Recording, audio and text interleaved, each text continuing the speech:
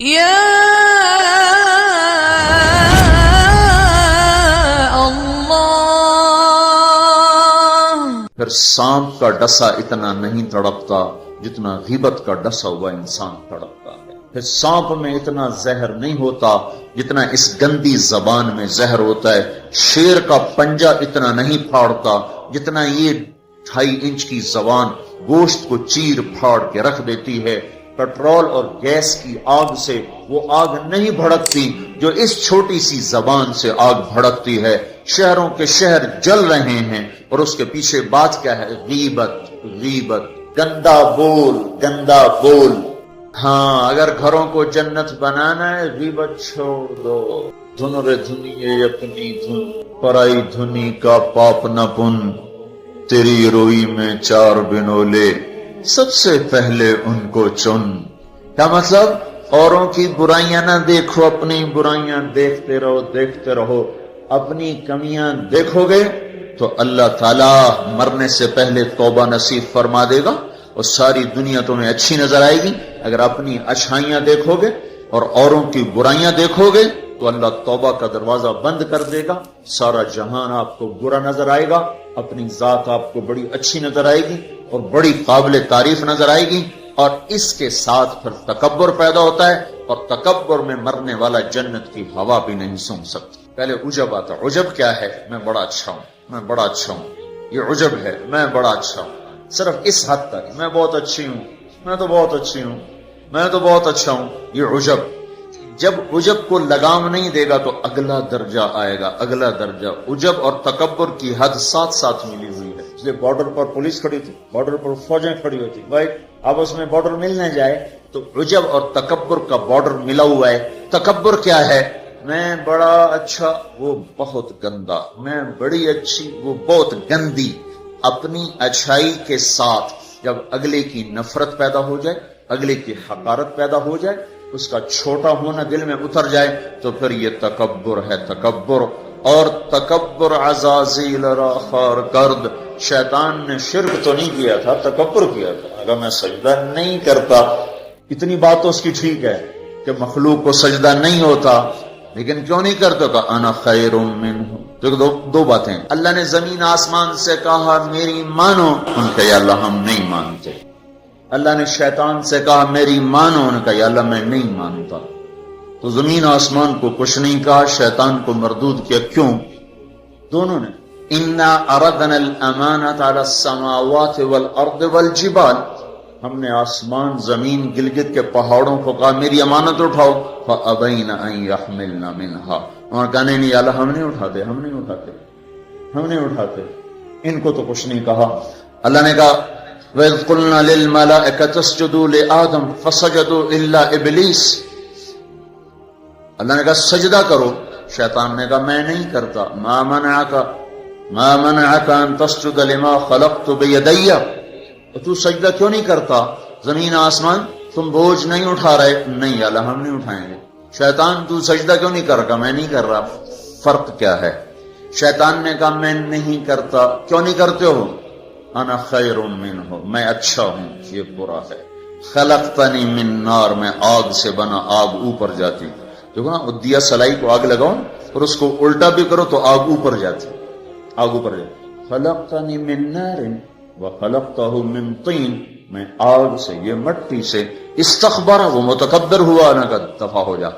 اچھا زمین آسمان نے کہا ابھی اللہ ہم نہیں اٹھاتے۔ اللہ نے کہا کیوں؟ واشفق، یا اللہ ہمیں تیرا ڈر، اللہ ہمیں تیرا خوف ہے کہ ہم تیری امانت اٹھا نہیں سکیں گے، اللہ ہماری ہمت نہیں کہ ہم تیری امانت۔ اشفقنا منہا، وہ ڈر گئے کہ اللہ ہمارا بس کا نہیں ہے۔ اللہ کا جاؤ معاف کر دیا۔ انہوں نے کہا میں اچھا، ان کا تو مردود ہے قیامت تک کے لیے۔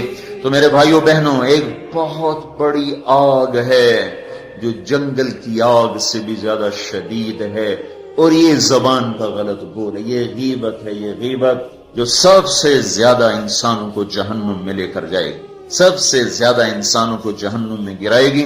عیسیٰ علیہ السلام گزر رہے تھے، ایک ڈاکو بیٹھا تھا پہاڑ کی چوٹی پر، اس کی نظر پڑی، اس کو خیال آیا میں کیا زندگی گزار رہا ہوں۔ انہوں نے کہا یا اللہ میری توبہ مجھے معاف کر دے، آئندہ تیرے نبی کا ساتھ دوں گا، اور یہ کہہ کر پہاڑ سے نیچے اتر آیا۔ اور ساتھ چل دیا. ایک آدمی عیسیٰ علیہ السلام کے ساتھیوں میں سے، اس نے پیچھے مڑ کے دیکھا تو وہ ڈاکو. تو جو نیک لوگ ہوتے ہیں نا، نیک لوگ، ان کے لاشعور میں اپنا اچھا ہونا اترا ہوتا، ہم بڑے اچھے ہیں. یہ چیز بہت بڑا سبب ہے دین سے دور لوگوں کے اور دور ہو جانے کا. جنید جمشید گلوکار ہے، گانا گانے والا، اب ماشاءاللہ توبہ کر لیے، مجھ سے بڑی داڑھی ہے، مجھ سے بڑی پگڑی باندھتا ہے. 6 سال ہم اس کے پیچھے پھرتے رہے. جب اللہ نے اس کو توبہ کی توفیق دے دی تو اس نے مجھ سے کہا، میں صرف اس وجہ سے ان راہوں پہ چلا کہ تم نے مجھے حقیر نہیں سمجھا اور نفرت کا اظہار نہیں کیا، اور دوسرا کبھی فتویٰ نہیں سنایا کہ تو حرام کھاتا ہے. حرام ہی تو کھا رہا ہے، لیکن ہم نے کبھی منہ سے نہیں کہا تو حرام کرتا ہے، حرام کھاتا ہے. سنتے رہے سنتے رہے سنتے رہے، چلتے رہے چلتے رہے. 6 سال کے بعد خود ہی توبہ کر لی، 3 چلے بھی لگا دیے اور داڑھی بھی رکھ لی اور چلے بھی لگ گئے اور کتنے حج ہو گئے. اور اس کے پیچھے کیا تھا؟ صرف محبت. اس کے گناہ کا اس کو تانا نہیں دیا. تو یہ جو تانا دینا ہوتا ہے یہ اور لوگوں کو دین سے دور کرتا. تو اس آدمی نے، عیسیٰ علیہ السلام کے ساتھی نے یوں دیکھا اور بڑی حقارت سے کہا، ہاں بڑے آئے ہیں جو نیک لوگ ہوتے ہیں، نیک پاک پاک پاک عورت، پردے دار عورت. کوئی آ گئی ایسی بیچاری تھوڑی سی اعمال میں ڈھیلی تو اس کو بڑی ایسے نفرت کی نظر سے دیکھتی، آپ بڑی نیک حاجن بنتی، اس کو ایسی نظر سے دیکھتی. یہی حال یہ پکے پکے نمازیوں کا ہے، یہ ایسے دیکھتے ہیں کہ جیسے پتہ نہیں اگلا دین سے ہی نکل گیا ہے. تو اس نے یوں دیکھا، تو اللہ تعالیٰ نے فوراً جبریل کو بھیجا، کہا میرے روح عیسیٰ تیرے پیچھے 2 آدمی آ رہے ہیں، ایک تیرا ساتھی ہے، ایک ڈاکو اور چور و چکا ہے. ڈاکو سے کہو تیری توبہ پر تیرے پچھلے سارے معاف، تو نئے سرے سے عمل کر. اور اپنے ساتھی سے کہو تیری نفرت کرنے پر تیری ساری نیکیاں برباد، تو بھی نئے سرے سے اب نیکیاں، تیرا سب ختم. تو ٹھیکیدار ہے میرے بندے کو حقیر سمجھنے کا. تو میرے بھائیوں اور بہنوں، ہمارے گھروں میں آگ ہے، آگ، اور وہ آگ چولہے کی آگ سے تیز ہے، پیٹرول گیس کی آگ سے تیز ہے، اور وہ غیبت کی بھڑکائی ہوئی آگ ہے. یہ وہ آگ ہے جو زبان نے بھڑکائی ہے، اس کو پانی سے نہیں بجھایا جا سکتا. تمہارا گلگت کا خوبصورت بہتا ہوا دریا یہ سارے کا سارا روک کر گلگت کے اوپر ڈال دیا جائے تو بھی یہ آگ ٹھنڈی نہیں ہو سکتی. اس آگ کو ٹھنڈا کرنے کا اللہ تعالیٰ ہی نے کہا ہے طریقہ، جو بتایا کہ لا یغتب بعضکم بعضا، بند کر لو زبانیں، غیبت مت کرو. لا تجسسوا، ہمارے نبی نے کہا کسی کی ٹو نہ لگاؤ، کیا کرتی ہے کیا کرتا ہے. لا تحسسوا، لا تجسسوا. تحسس کیا ہے؟ خود پیچھے پیچھے پھرنا. اور تجسس کیا ہے؟ کسی کو پیچھے لگ جاؤ دیکھو کیا. جیسے پولیس ہی نہیں، حکومت والے CID لگاتے ہیں نا، CID، یہ تجسس ہے. تجسس جاسوس، اسی سے جاسوس ہے. تجسس سے جاسوس. اور وہ رپورٹ لکھتے ہیں، وہ الٹی لکھیں سیدھی لکھیں، اسی پہ فیصلے ہوتے ہیں. تو میرے نبی نے کہا کسی کی ٹو نہ لگاؤ، کسی کی برائیاں نہ دیکھو، برائیوں پہ پردے ڈالو، اچھائیوں کو اچھالو، تو اللہ تمہیں سیدھا جنت کی راہوں پر لے جائے. تو جہنم وہ ہے جو اس میں مسلمان مرد عورتوں کو ڈالا جائے گا جو نافرمانی کرتے، نماز چھوڑتے مر گئے، سود کھاتے مر گئے، حرام کھاتے مر گئے، رشوت لیتے مر گئے، نماز چھوڑتے مر گئے، روزہ چھوڑتے. ایک اور بتا دوں، یہ گناہ تو عام ہیں. بہنوں کو حق نہیں دیا اور اس کے ساتھ مر گئے. بہنوں کا حق ہے نا باپ کی جائیداد میں، ماں کی جائیداد میں. اگر باپ نے 3 روپے چھوڑے ہیں، ایک بھائی 2 بہنیں ہیں، 2 روپے ایک بھائی کو ملے اور آدھا آدھا ان کو ملے گا، تو کیا ہوا بھائی؟ ادھر کیا ہوتا ہے؟ ادھر کیا ہوتا ہے؟ سارا حق بھائی دبا کے بیٹھ جاتا. سارا حق بھائی نے دبایا، اور بھائی کیا ہوا؟ کہا جی ہمارا رواج کوئی نہیں، ہمارا رواج کوئی نہیں. اچھا، قرآن تو کہتا ہے للذکر مثل حظ الانثیین، 2 بیٹیوں کے برابر ایک بیٹے کا حصہ ہے. 1 روپیہ بیٹی کو ملا، 2 روپے بیٹے کو ملے، 8 آنے بیٹی کو ملے، 1 روپیہ بیٹے کو ملے گا. پر اللہ تبارک و تعالیٰ نے عورت کا حق پہلے بتایا، مرد کا حق بعد میں بتایا. للذکر مثل حظ الانثیین، للذکر مثل حظ الانثیین.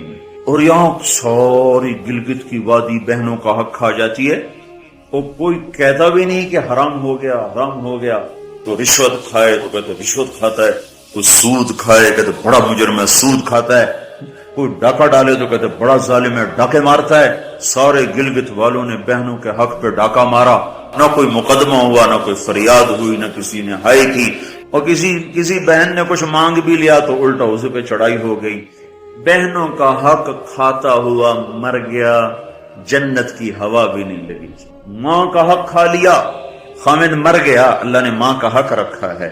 اولاد ہے تو 8واں حصہ ماں کا ہے، اولاد کوئی نہیں 4تھا حصہ ماں کا ہے۔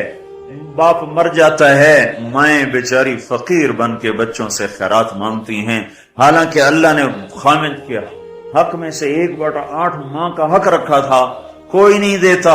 ماؤں کا حق ہڑپ، بہنوں کا حق ہڑپ، اور پھر اس کے ساتھ یہ احساس بھی نہیں ہے کہ میں مجرم ہوں، میں نے ظلم کیا ہے، یہ احساس ختم ہو گیا ہے۔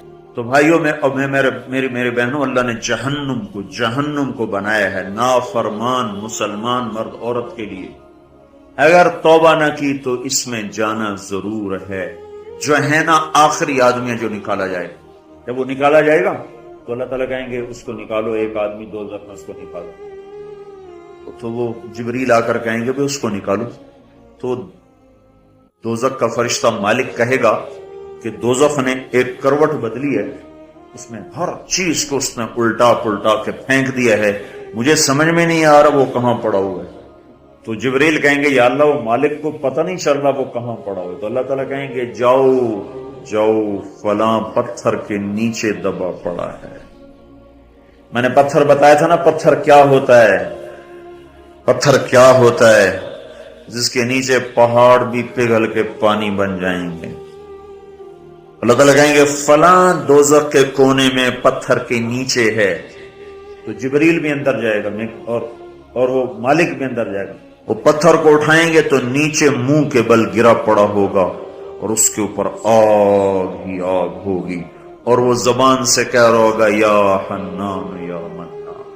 ایک دفعہ جبریل ہے کہ یا رسول اللہ آپ کو دوزخ کے سنوں کا سنیں کہ جہیم میں حاویہ میں منافق ہیں، جہیم میں مشرک ہیں، سقر میں صابی ہیں مجوس ہیں، اور سعیر میں مجوس ہیں، لظہ میں یہود ہیں، حطمہ میں عیسائی ہیں، اور کہہ کر جبریل چپ ہو گئے۔ تو آپ نے کہا اور کیا؟ کہ جی آپ سے شرم آتی، کہنے نہیں بتاؤ، کہا جہنم میں آپ کی امت ہے، نافرمانی کرتے ہوئے جو مر گئے توبہ کیے بغیر۔ تو ہمارے نبی بے ہوش ہو کے گر گئے اور روئے جا رہے، نہ کسی سے بات کر رہے، نہ کلام کر رہے، نہ کھانا کھا رہے، روئے جا رہے۔ حضرت عمر رضی اللہ تعالیٰ عنہ اجازت مانگنے گئے تو آپ نے اندر آنے کی اجازت نہیں دی۔ سلمان فارسی اجازت مانگنے گئے تو آپ نے اندر آنے کی اجازت نہیں دی۔ سلمان فارسی بھاگ کے حضرت فاطمہ کے پاس گئے کہ جاؤ ابا کی خبر لو۔ وہ رو کے ان کا حال برا ہے اور کسی سے بات نہیں کر رہے، کھانا نہیں کھا رہے۔ حضرت فاطمہ رضی اللہ تعالیٰ عنہ دوڑی ہوئی تشریف لائیں، دروازے پہ دستک دی تو آپ نے، چونکہ حضرت فاطمہ سے محبت بے پناہ تھی، تو آپ نے فوراً اجازت دے دی۔ اندر آئیں تو کہا ابا جان کیا ہوا، میں آپ پہ فدا قربان، آپ کا یہ حال کیوں بنا ہے، کیا ہوا ہے؟ تو آپ نے کہا فاطمہ میری بیٹی، مجھے جبریل نے بتایا ہے میری امت کے نافرمان مرد عورتوں کو جہنم میں جانا ہوگا۔ اور آپ نے کتنے نوجوان ہوں گے جو کہیں گے ہائے ہماری جوانی پہ کرم میں رحم کرو، پر کوئی رحم نہ کھائے گا۔ کتنے بوڑھے ہوں گے جو کہیں گے ہمارے بڑھاپے پہ رحم کرو، کوئی رحم نہ کھائے گا۔ کتنی عورتیں ہوں گی جو ننگی ہو کر جہنم میں پھینکی جائیں گی اور ان کے بالوں کی چوٹیوں سے پکڑ کر فرشتے ان کو گھسیٹ رہیں گے، وہ کہیں گے ہائے ہماری بے پردگی، ہم پر رحم کرو۔ ان پر کوئی رحم کرنے والا نہیں ہوگا۔ مجھے یہ خبر رلا رہی ہے، بے قرار کر رہی ہے۔